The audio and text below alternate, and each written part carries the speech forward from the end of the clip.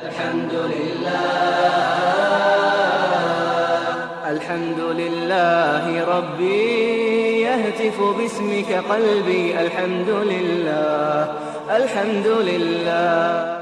انسان جب آیا ہی اس دنیا میں اللہ کی بندگی کے لیے ہے، اللہ کی عبودیت کے لیے ہے، تو ہر کام کے بدلے، ہر عمل کے بدلے، ہر لمحے کے بدلے یا یہ جنت کے قریب ہو رہا ہے یا یہ جہنم کے قریب. پھر کون سا کام ہے جو ہم کہیں کہ اس کا کیا تعلق آخرت کے ساتھ؟ کوئی کام ہے ایسا جس کے بارے میں ہم کہیں کہ اس کا کام اس کا تعلق آخرت کے ساتھ کیا ہے؟ ہر لمحے کا تعلق آخرت کے ساتھ. یا ہم جنت کے قریب ہو رہے ہیں یا جہنم کے قریب. اللہ اکبر. کوئی امانت تمہارے ہاتھ میں دی گئی، چھوٹی ہو یا بڑی ہو، تم نے وہ دینی ہے. اللہ تعالیٰ حکم فرماتا ہے. اللہ کا قرآن کوئی بات بھی کہہ دے وہ حکم ہوتا ہے. جب کہہ کے فرمائے ان اللہ یامرکم، اللہ تمہیں تاکیدی حکم کرتا ہے. یہ حکم ہے اللہ کا. کیا؟ ان تؤدوا الامانات الی اہلہا. دیکھو، تم نے اپنی تقدیر بنانی ہے. افراد کی تقدیر، اقوام کی تقدیر بنانے والا اللہ ہے. تمہیں ہر چیز دینے والا اللہ ہے. تو اللہ نے تمہارے اختیار میں جب امانتیں دے دی تو امانت ایمان سے ہے. جس کے اندر ایمان ہوتا ہے وہ امانت دار ہوتا ہے. تو فرمایا دیکھنا کبھی امانتیں نااہل لوگوں کے سپرد نہ کریں.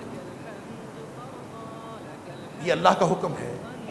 پھر فرمایا اس سے اچھی، یہ کوئی قانونی حکم نہیں ہے، صرف قانونی حکم نہیں ہے. ان اللہ نعم ما یعظکم بہ.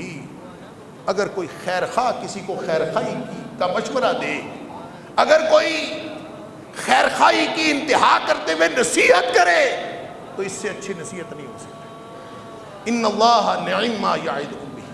یہ حکم قانونی حیثیت بھی رکھتا ہے. ایک تو ہے نا قانونی طور پر ایک قانون بن گیا کہ یہ کرو گے تو یہ ملے گا، یہ نہیں کرو گے تو نہیں ملے گا. اور ایک ہوتا ہے جو انسان ہمدردی کے ساتھ، خیر خواہی کے ساتھ مشورہ کرتا ہے. باپ اپنے بچے کو نصیحت کرتا ہے، بڑا اپنے چھوٹے کو نصیحت کرتا ہے. وہ اس میں خیر خواہی ہوتی ہے، اس میں ہمدردی ہوتی ہے. قانونی پہلو نہیں ہوتا. وہ اگر بچہ کوئی بات نہیں مانتا، بڑے کی، شاگرد استاد کی بات نہیں مانتا، یہ صرف ایک اخلاقی بات ہے. اس کا تعلق دین کے ساتھ، قانون کے ساتھ نہیں. تو فرمایا کہ ان اللہ نعم ما یعظکم بہ. اگر ہمدردی اور خیر خواہی کی کوئی بات ہو سکتی ہے، نصیحت کا کوئی پہلو ہو سکتا ہے، تو اس سے اچھی نصیحت اور کوئی نہیں. اللہ تمہارے تمام اعمال کو دیکھ رہا.